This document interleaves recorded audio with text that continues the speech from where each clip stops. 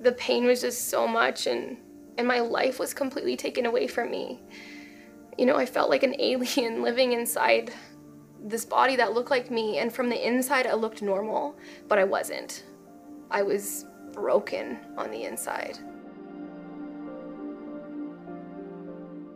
I spent 6 months with like a chronic migraine, vision and memory problems. I was severely light and noise sensitive. I couldn't handle like more than 2 conversations at once. I had really bad whiplash and neck and jaw back pain. I spent 6 months of my life alone in a dark, quiet home.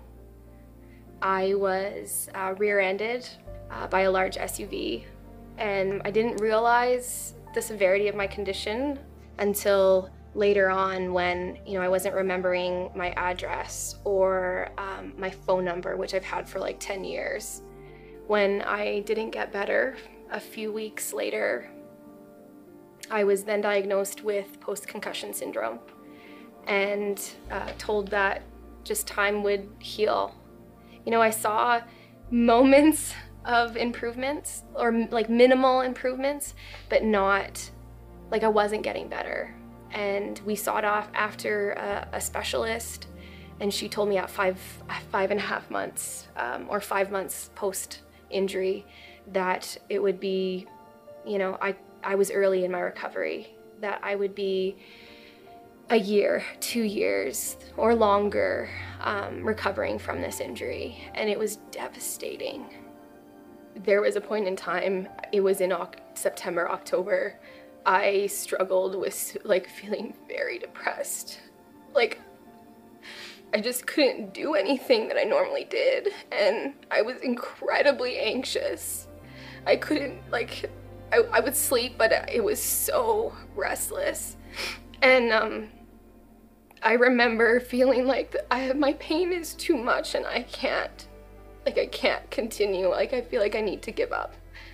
And there was one night, and Daniel, he was like, Brittany, if you continue to have these suicidal thoughts, then I'm gonna have to take you to the hospital. Pastor Leon had a message. I was listening to it, and it was a message on questioning your thoughts. Every thought is like a train, and it's taking you somewhere.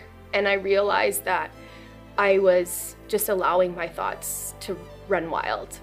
It was crazy to see the change in her. Yeah. She still had all of those symptoms, she still had all of the negative side of things, but her mental space was so much better. And she was able to just do things so much she was still able to have joy in a moment when there was so much pain and suffering. It's like something changed inside of me, and my depression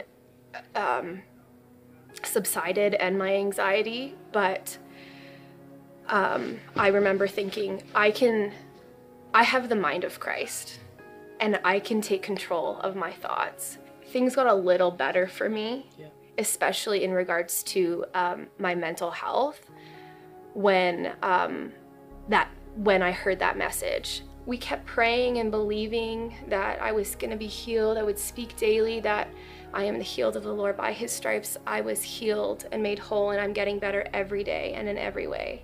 But it was hard.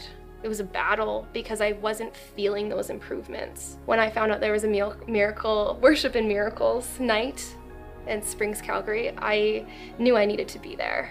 And it was difficult, but we got there. I had my hat on, my really dark sunglasses, and my earplugs that are custom, and my headphones.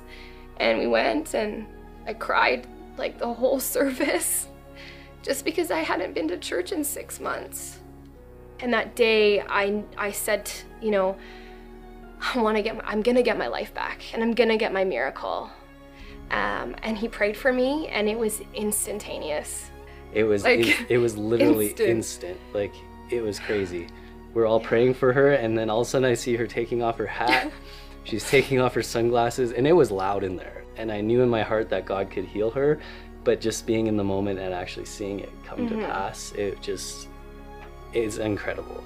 We spent an hour and a half, I think, like crying and laughing and dancing and listening to music.